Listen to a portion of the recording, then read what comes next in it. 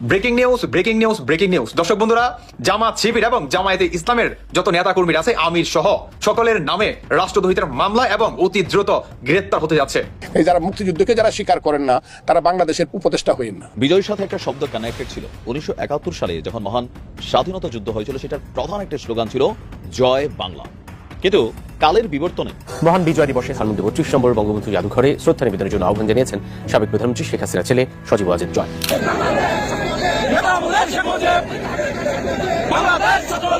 অবস্থান নিয়েছে আওয়ামী লীগের বিভিন্ন সহযোগী সংগঠন। দলের কেন্দ্রীয় কর্মসূচির অংশ হিসেবে সকাল থেকে নেতাকর্মীরা বিভিন্ন মোড়ে আসতে থাকেন।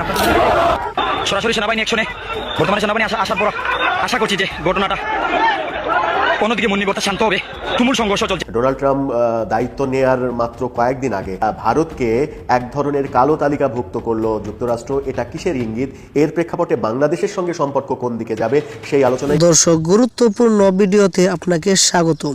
দর্শক, আজকের এই ভিডিওতে বেশ কয়েকটি গুরুত্বপূর্ণ ভিডিও ফুটেজ নিয়ে হাজির হয়েছি। এমনকি দর্শক, আজকের ভিডিওর শুরুটা দেখেই বুঝতে পেরেছেন আজকের নিউজটা কতটা গুরুত্বপূর্ণ হতে চলেছে। এমনকি দর্শক, আজকের নিউজে কি ধরনের ভিডিওগুলো আপনারা দেখতে চলেছেন। তো দর্শক, যারা এই ভিডিওটি প্লে করেছেন তাদের উদ্দেশ্যেই বলবো, না টেনে সম্পূর্ণ ভিডিওটি মনোযোগ সহকারে দেখবেন, তাহলে বিস্তারিত বিষয়গুলো আপনারা বুঝতে পারবেন। তো দর্শক, চলুন কথা না বাড়িয়ে আমরা মূল ভিডিওটি দেখে আসি। তার আগে আমার চ্যানেলে নতুন হলে চ্যানেলটিকে সাবস্ক্রাইব করে রাখবেন এবং পাশে থাকা বেল বাটনটি বাজিয়ে দিবেন পরবর্তী ভিডিওর আপডেট পাওয়ার জন্য। এমনকি দর্শক, একটি লাইক দিয়ে দেখতে থাকুন সম্পূর্ণ ভিডিওটি। মহান বিজয় দিবসে ধানমন্ডি 32 নম্বর বঙ্গবন্ধু জাদুঘরে শ্রদ্ধা নিবেদনের জন্য আহ্বান জানিয়েছেন সাবেক প্রধানমন্ত্রী শেখ হাসিনার ছেলে সজীব ওয়াজেদ জয়।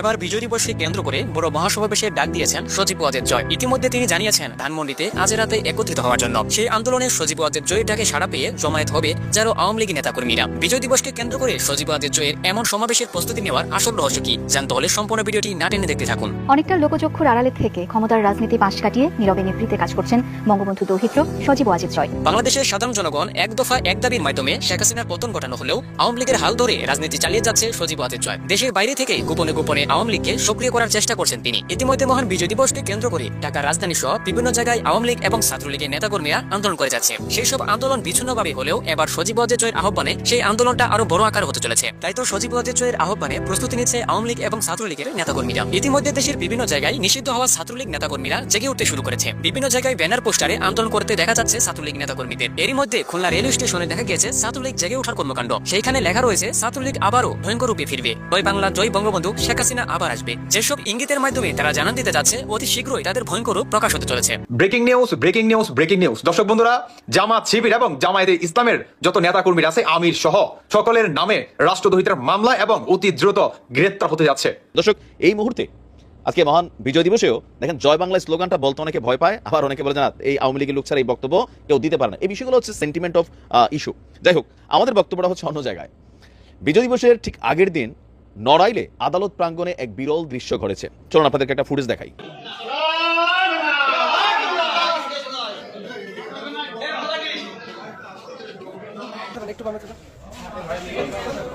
নিশ্চয় দেখেছেন আপনারা এখানে যাদেরকে দেখছেন হাসতে হাসতে দুই আঙ্গুলের এরকম ভি চিহ্ন দিয়ে পুলিশের সামনে বা আদালত প্রাঙ্গণ থেকে তারা প্রিজন ভ্যানে, মানে পুলিশের যে প্রিজন ভ্যান আছে সেখানে উঠছিলেন। এরা প্রত্যেকেই বাংলাদেশ আওয়ামী লীগের নেতাকর্মী।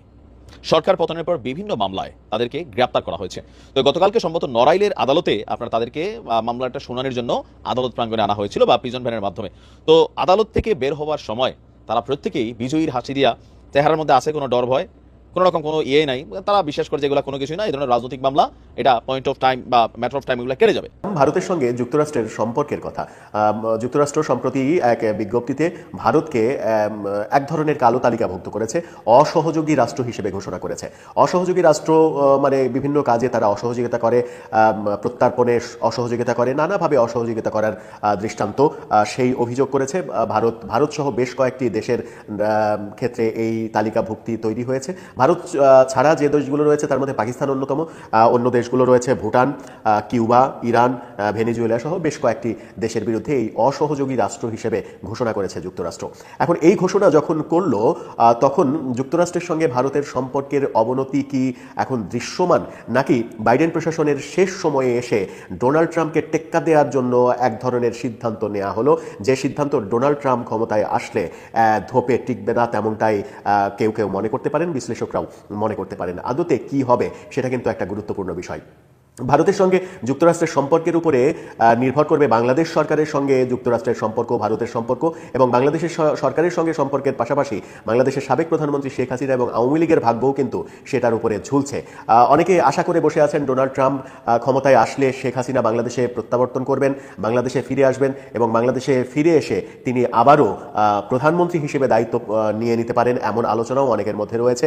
যারা একটু বেশি অতি উৎসাহী হয়ে ভাবতে ভালোবাসেন তাদের ভাবনার মধ্যে এই ব্যাপারগুলো রয়েছে। আওয়ামী লীগের অনেকেই বিশ্বাস করেন ডোনাল্ড ট্রাম্প শেখ হাসিনাকে আবার বাংলাদেশে ফেরত আনবেন এবং শেখ হাসিনা আবারও প্রধানমন্ত্রী হবেন, প্রধানমন্ত্রী হিসেবে দায়িত্ব পালন করবেন।